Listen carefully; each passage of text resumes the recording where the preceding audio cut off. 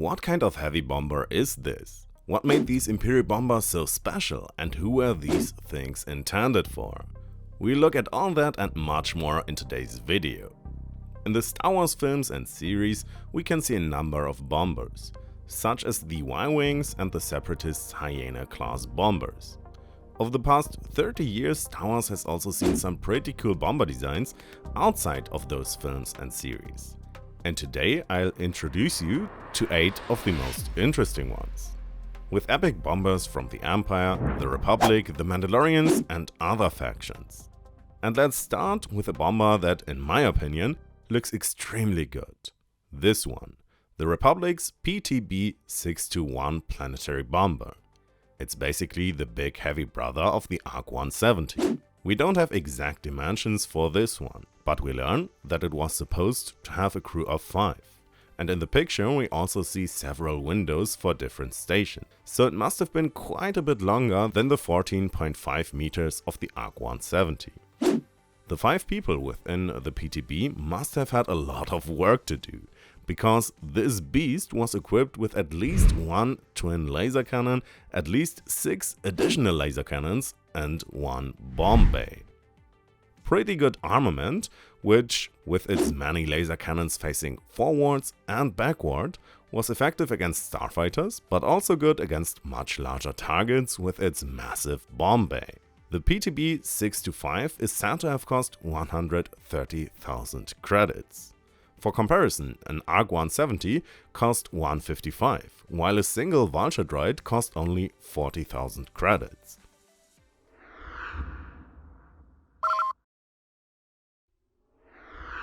While the PTB bomber was one of the heaviest bombers of its time in the Republic, the Mandalorians also had some pretty heavy bombers in their inventory. The M22T crate gunship was designed and manufactured by Miy'tyl Motors on the Mandalorian's home planet of Mandalore. However, the original client was definitely not a Mandalorian. The highly respected Outer Rim businessman Jabba the Zilligic Tayyur, also known as Jabba the Hutt, was looking for a decent ship for his most important subordinates, and he turned to the Mandalorians for help.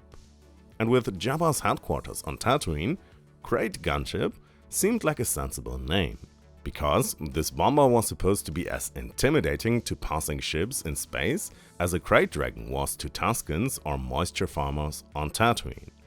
This beast was armed with 2 heavy laser cannons, 3 medium ion cannons and an assault missile launcher. The ship had room inside for 2 crew members and 2 passengers, although in Jabba's case these were usually not passengers but rather prisoners. The ship's 3 ion cannons were also well suited for this purpose. They could be used to disable other ships without destroying them, making boarding and capture possible. But the heavy armament also had the disadvantage that this crate gunship suffered a significant loss of speed.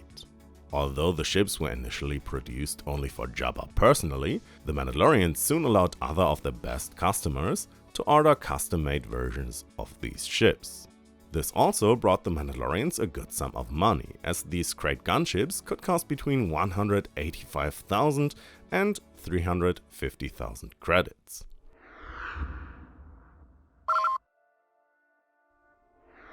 We'll take a look at heavy bombers of the Empire and the New Republic in a moment, but first let's focus on bombers of smaller and lesser known factions, and continue with the Hapens. Anyone who's read a few Legends novels should be familiar with the Hapens, but here's a very brief summary. The Hapens were people who lived cut off from the rest of the galaxy for a really long time, which is why they developed many of their own technologies and ship designs, like the Hapen battle dragons or the Nova cruisers. But they also had their own fighters as well as bombers. The Miy'tyl attack bomber was a 20-meter long monster from the Hapes consortium. And like many other Hapen ships, the bomber, despite its role as a bomber, valued speed and agility. The Hapens largely wanted their own independence, and this was best achieved with good ships, starfighters and weapons. However, they still didn't have infinite resources, which is why these bombers could reach speeds of up to 1000 km/h in the atmosphere. almost as much as other starfighters of their time. Agile and fast bombers were significantly harder to shoot down than slow ones. Nevertheless, the Hapens managed to pack quite a bit of armament into these bombers, including 2 laser cannons and 2 heavy assault missile launchers. Not the most powerful laser armament, but the heavy assault missiles could cause serious damage to larger targets. All of this came at a price, as these bombers cost around 200,000 credits. Now we had bombers of the Republic, the Mandalorian's Huts, and the Hapens. Let's now look at a bomber used by pirates, the Scurrg H-6. This 22-meter long bomber could reach speeds of up to 1000 km per hour in the atmosphere, had shields and hyperspace drive, and was equipped with 6 laser cannons, an automatic laser cannon turret, and 2 proton bomb launchers. Pretty good armament for a bomber of this size. Which is no surprise, since these bombers were manufactured by the Nubian Design Collective, the same people behind the N1 starfighters of Naboo, ship designers with centuries of experience. The only problem was that the Nubians tried to sell this bomber to the Naboo. Since the Naboo were fairly friendly people, they did have use for starfighters like the N1 for defense, but not so much for bombers like the Scurrg. So the Nubian Design Collective was stuck with these bombers for a while, until the Feorian pirate Nim stole the bomber prototypes and used them himself. Later, Nubia tried to sell the bombers to other clients, but at a price of 150,000 credits, they weren't particularly popular. One bomber that competed against Nim's Scurrg bombers was this one, the Trade Federation droid bomber. We don't have much information on it, but I wanted to include it here because it has such an interesting design, and it's also called the droid bomber. But we only know of 4 laser cannons for its armament, no proton torpedoes, no assault missile launchers, no proton bombs. What makes it so interesting to me is the fact that it comes from the 2001 Star Wars Starfighter game. But looking at it, it has, to me, a lot of similarities to the Rogue Shadow, Starkiller's ship from The Force Unleashed. Do you see that too?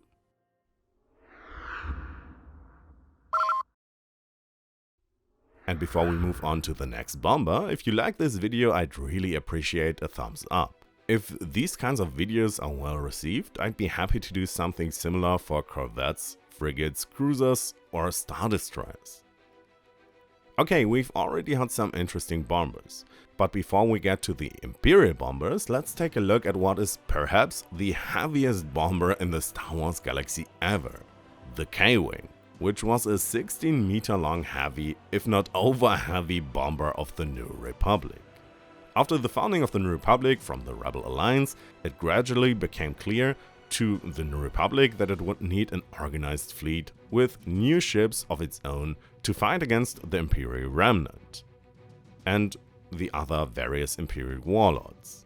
This resulted in many capital ships, but also some starfighters and bombers, and the most powerful design in this size was the K-Wing by Koenigsegg, the same people behind the Y-Wings.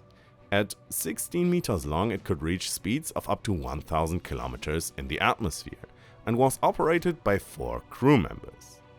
These were urgently needed as the K-Wing boasted several impressive systems. First, it was armed with a medium-range twin laser cannon turret and a short-range quad turbo laser cannon turret. Turbo laser cannon turret. You heard that right. These are weapons that were otherwise only mounted on capital ships. This was very unusual for fighters and bombers. They also had 18 attachment points on their wings that could be equipped with weapon systems. They could attach assault missiles, proton torpedoes, plasma torpedoes, flechette torpedoes, or ion bombs to these. This gave them 2 advantages over most other fighters and bombers. Most starfighters and bombers did have some kind of missile launcher installed, but it was usually limited to one type. Either proton torpedoes, assault missile launchers, or proton bombs. And secondly, the number of torpedoes was often limited to 12, maybe up to 16 torpedoes. This meant that the K-Wing with its turbo laser turret already had immensely more powerful armament than any other bomber of its time, as well as the versatility of a wide variety of missiles and bombs. But that wasn't all.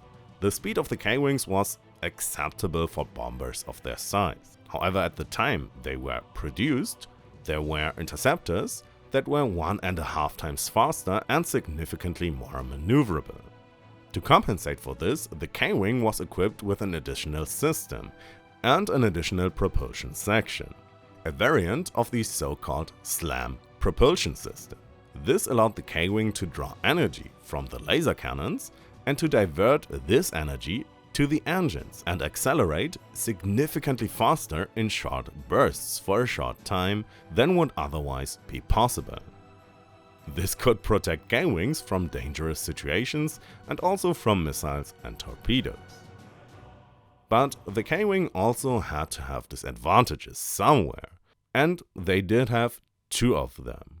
For one thing, it was also equipped with shields, but it didn't have its own hyperdrive, so it had to be transported from system to system by carrier ships. For another, all these advanced systems were expensive, which ultimately meant it would cost around 250,000 credits.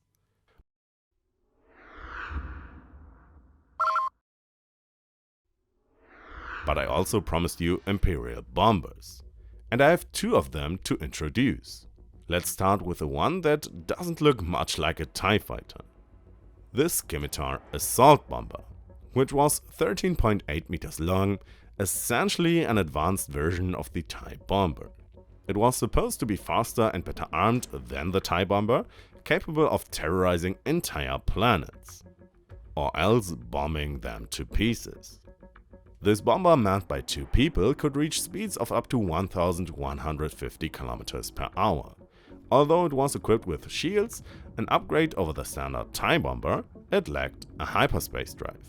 And for its bombing capabilities, it was equipped with 2 laser cannons, 16 assault missile launchers, although each only capable of 2 missiles, and a bomb bay for proton bombs. An early version of this bomber was designed by TIE bomber pilot Thomas Bran. During his time as a TIE bomber pilot, he recognized some weaknesses in the bomber's design and attempted to improve them. But his design for a TIE bomber Mark II was never accepted by the Empire.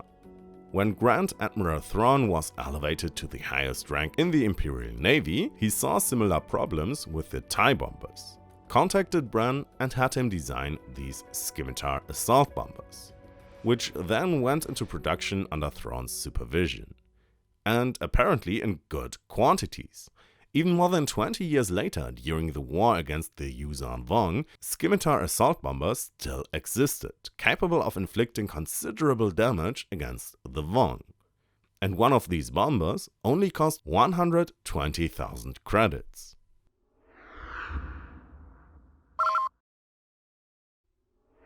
The TIE Punisher looked significantly more similar to a regular TIE bomber, only much more powerful. Here, they simply took a regular TIE bomber, equipped it with shields, and doubled its weapon pods. Therefore, this single-seater was equipped with light laser cannons, a twin drop pod, and a twin bomb bay. The drop pods could accommodate up to 12 missiles or torpedoes of various types. The bomb bays could hold up to 16 proton bombs, cluster mines, or ion bombs. Extremely powerful. But they cost 253,000 credits. But which of these bombers do you find most interesting? Would you like to see videos about other ships, corvettes, shuttles, or star destroyers? Let me know in the comments. And if you want to learn more about unknown starfighters, like these cool fighters here, take a look at this video here in the end card. Have a great day, and may the Force be with you.